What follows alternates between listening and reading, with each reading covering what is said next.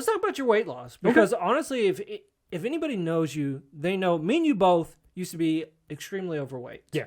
Or at least, I always consider myself extremely overweight. Would you, like, I don't want to insult you by saying you were fat, but I always looked at, I was definitely fat. And you may be looking at me now going, Phil, you're kind of chubby now. It's true. I haven't fully recovered from heart surgery. Give me a few more years. Plus, I can't eat what I want to eat. That's a whole nother rant. So let's go back in time. At what point in your life did you say, I want to change? Because I know me and you both used to dine some really good and eat a lot and overeat. Yeah. So take me back. Where was it? What year was it? What happened? What motivated you? So the year would have been 2015 around December. And my wife and I, shout out to Kaylee. Nope. Nope. We're not going to. I'll cut that. No. I'm going to bleep her. Don't cut it. No. Too late. Shout out to Margaret. Anyways, we went to a Grizzlies game because we love watching Memphis Grizzlies basketball and stuff like that. And at the time, I was wearing a size 38 jeans and a double XL shirt. And I thought, I was like, I look good. I look good in this outfit. I'm a sexy motherfucker. So we go to the game, and we have a lady take our picture and stuff like that. And she shows me the picture on her phone. She goes, "Oh, look how cute we are." And I look at it. And in truth, I should have been wearing at the minimum a size 40 jeans and a 3XL shirt. Do we have that photo? Can we throw that photo up? Sadly, she's had a lot of phones since then. And that photo doesn't exist anymore. It's not on Instagram. It's not on anything. It breaks my heart. We're gonna find it. We'll throw up a fat photo back for this. I do have a lot of fat photos. We'll throw up one, and you can just picture it wearing the Grizzlies. I still have the video of me sticking car keys in my belly button, so we can do that one. Oh my God. Wait, I'm gonna see if it'll hang. Oh, damn.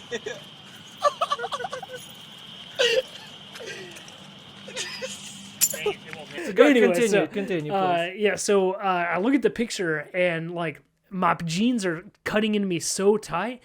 Like I literally look like a can of biscuits trying to bust open. Like it is, dude, it is so bad. And that's the first time in my life, like I knew I was fat. I mean, I was like 5'6", and like at that time, probably close to like probably around 300, maybe a little bit over 300 pounds. So I was a short, fat guy, and I knew I was fat. I didn't know how fat I was until I saw that picture right there, and I saw like just massive love handles sticking over those jeans. And I was like, dude. So it was you actually looking at a photo. So it wasn't that night, or was it that night she showed it to you? Yeah, it was that night. Yeah. So you literally saw that photo and said, "Holy crap!"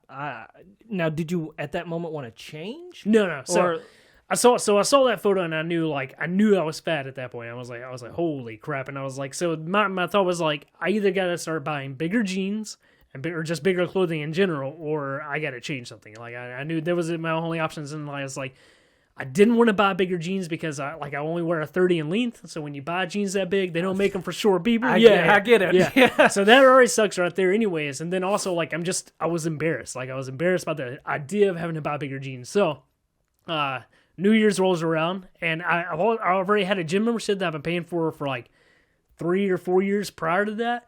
And have like used it twice and stuff like that, which is ridiculous. I don't know why I paid for it that long. I'm an idiot. Hey, we've all been there where you look at that and go, I'm gonna go. Yeah, I'm getting around to it. Yeah. And so I finally did decide that I was actually gonna go. So we had our family meal for New Year's like we always do.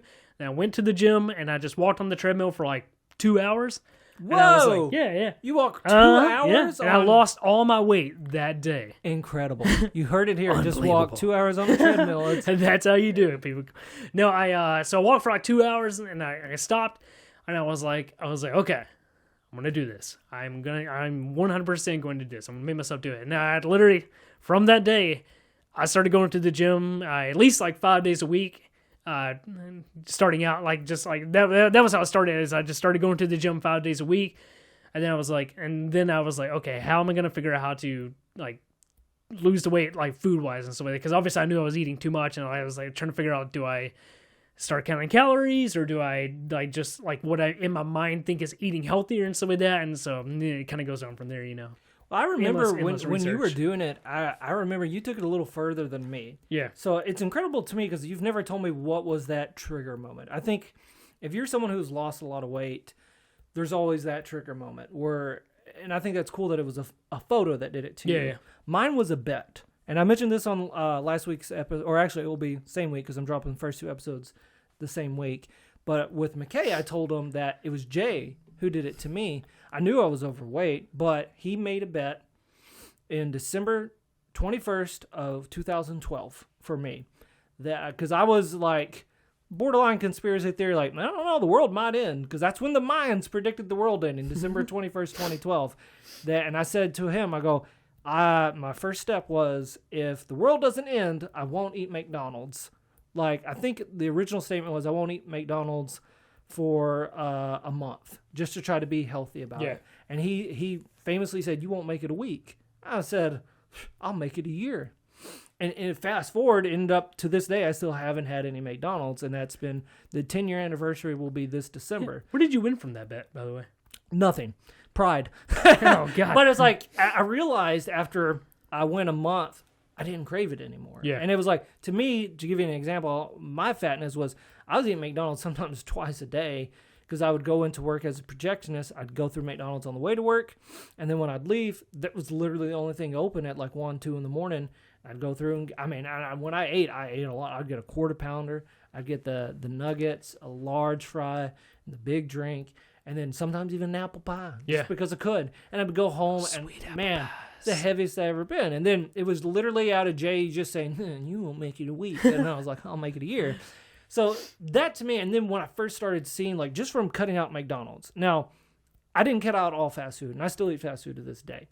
But it's like, that was my big moment where just cutting out that first month, I lost, I think, like it was a little over 5 pounds, and I didn't work out at all. And it was just like cutting out McDonald's, and I lost 5 pounds, and I went, huh. And then I started doing what I called, if anyone could take any advice from this, is don't be like me.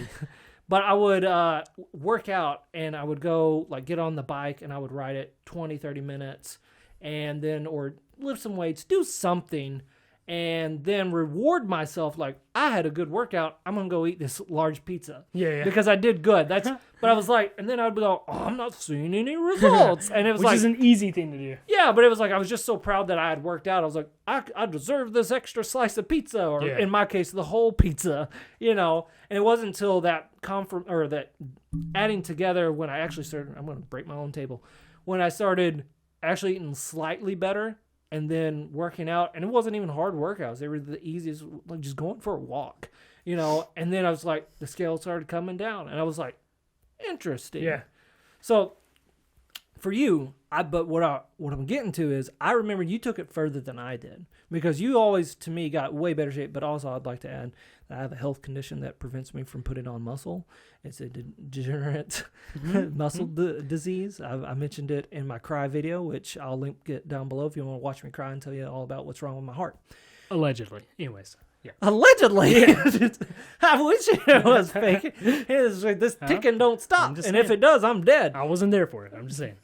Anyways, we can mention that. I'm going to talk. Okay. So, anyways, but I remember you took it a lot more serious. Yeah. Now, given you were a little heavier than I was, roughly about 100 pounds heavier. Yeah. And I think that's fair to say. Oh, yeah. But you also got in way better shape than me. And I remember coming over to your house a few times, and you were like weighing chicken, right? Yeah. And you were like, so where did you get that idea? What made you like, I'm going to, instead of just throwing a piece of chicken and just saying, that's about 18, like, so you counted calories, right? Or yeah. So through the power of YouTube is how I honestly discovered that, because I was like, okay, what's the best way to lose weight, or like, what's the best way to get your diet like in check? Because I mean, there's like, if you go on the internet, or if you go anywhere, like, there's like, everybody's like, you got to do keto, or you got to do like paleo, you got to do Mediterranean, like this is what works best, blah blah blah blah blah. You got to cut out carbs, like all this shit basically, and it's really hard to weed out like what's actually true, and so I was just trying to find something that doesn't sound ridiculous, like, and that also doesn't sound like you're just absolutely miserable, because I was like, I know there's a lot of people that have lost weight like naturally without surgery or anything like that also aren't like just feeling like death all the time doing it because they're like restricting themselves so extremely.